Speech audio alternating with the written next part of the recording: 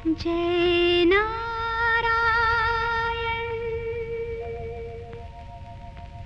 स्वामी नारायण जय नारायण जय जय नारायण नारायण हरि हरि जय जय नारायण नारायण हरि हरि स्वामी नारायण नारायण। मंदिर के पश्चिम दिशा में यह है चरण पादुका।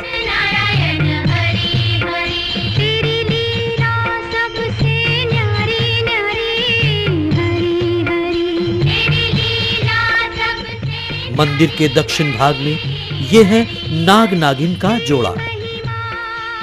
इस जोड़े के बारे में ऐसी मान्यता है कि जब नर नारायण बद्री विशाल जी अपनी माता मूर्ति देवी से मिलने जा रहे थे, तभी उनकी पालकी के नीचे मार्ग में नाग नागिन का ये जोड़ा आ गया। इसे देख नर नारायण ने क्रोधित होकर उन्हें श्राप दिया और शिला बना दिया।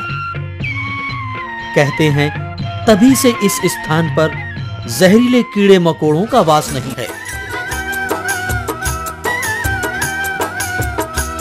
बद्री का श्रम आके सफल होता है जीवन, श्री बद्री का दर्श करके धन्य हो नयन। यहाँ की माटी को जो अपने माथे लगाते, वो प्राणी विष्णु पद का सौभाग्य है पाते। प्राणी बद्रीनाथ को प्रणाम करते हैं, श्री बद्रीनाथ उन सभी के दुखड़े हरते हैं। रहते हैं बद्रीनाथ सदा भक्तों के तो पास, करते अपने भक्तों के पापों का विनाश। चल बद्रीनाथ चलिए। मंदिर के नीचे अलखनंदा के तट पर गर्म जल का ये तप्त कुंड है।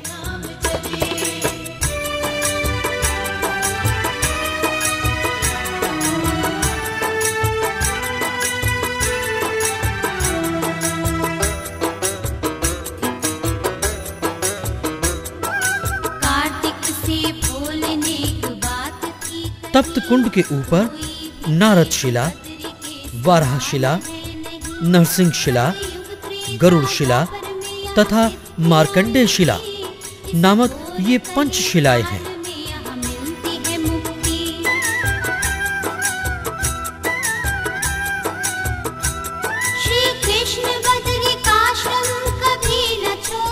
तप्त कुंड में गोला, चावल, गोदान आदि महत्वपूर्ण है।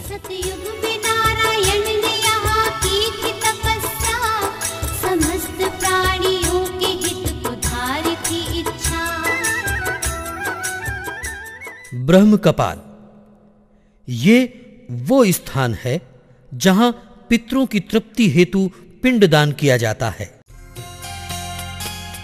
कहते हैं जब ब्रह्मा जी के 5वें सिर के रूप में कुदृष्टि का जन्म हुआ तो भगवान शिव ने अपने त्रिशूल से उसका संहार कर डाला। तभी से ब्रह्मा जी पंचमुखी की जगह चतुर्मुखी हो गए।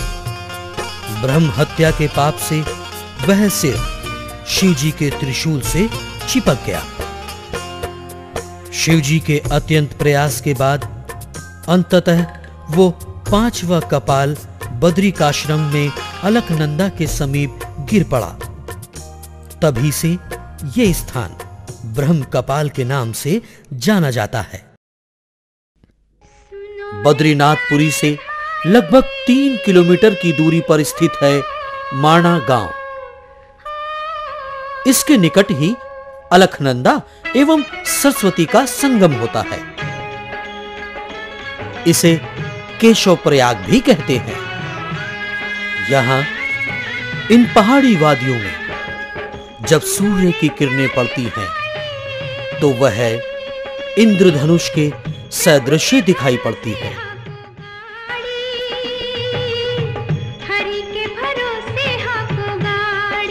यहीं गणेश गुफा एवं व्यास गुफा है।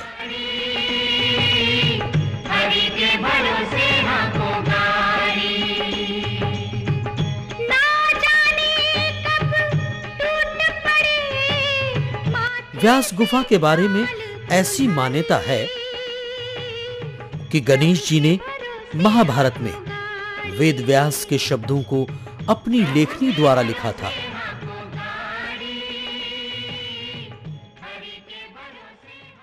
भीम पुल। इस पुल के बारे में ऐसी मान्यता है कि स्वर्ग रोहिणी के लिए जब 5 पांडव यहां आए थे, तब सरस्वती नदी को द्रौपदी पार नहीं कर पाई। द्रौपदी की मदद के लिए भीम ने एक शिला रखकर पुल का निर्माण किया था।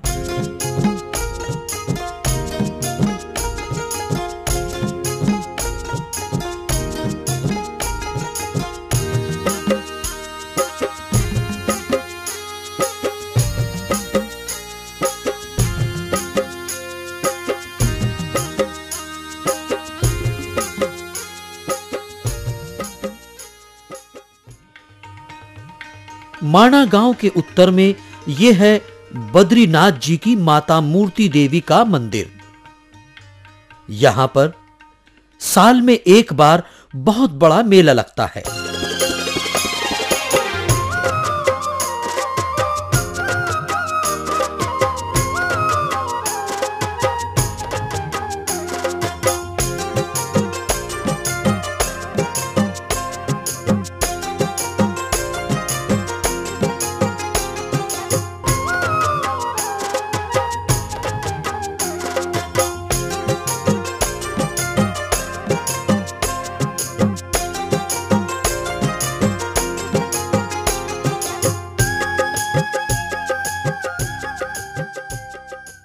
आदरणीय भक्तजनों, यात्रा के दौरान कुछ विशेष बातों का ध्यान रखना जरूरी है। यात्री गाइड यात्रा के समय अपने साथ ऊनी कपड़े अवश्य रखें। होता है कल्याण सभी का, बनते बिगड़ी का। अपने साथ सर्दी, बुखार आदि की दवा रखना न भूलें। आवश्यकता अनुसार सूखे मेवे, फल व बिस्कुट आदि रखना चाहिए। यात्रा चारों धाम की भक्तों, यात्रा गाइड के साथ साथ चारों धामों का नक्शा अवश्य रख लें।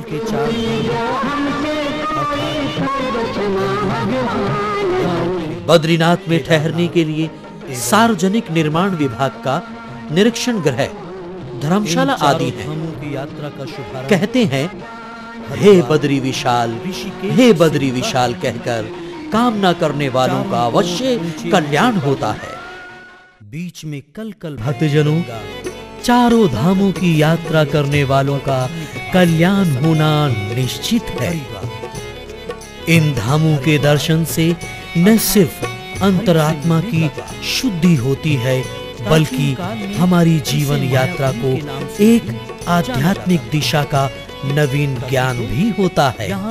आज भी उत्तरांचल के इन चारों धामों को हमारा कोटि कोटि प्रणाम। हरिद्वार की यात्रा करने वालों को सर्वप्रथम चारों धाम शुभ है ये मन में धारी, इन धामों के दर्शन से जीवन को सवारी। तीर्थ के लिए कष्ट जो भी भक्त उठाते हैं, जीवन में नई चेतना पाते हैं।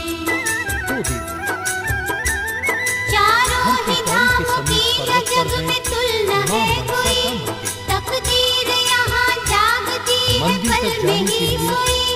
चारों ही धामों की नहीं जग में मिसाल है, नजारा यहाँ का तो बड़ा ही कमाल है।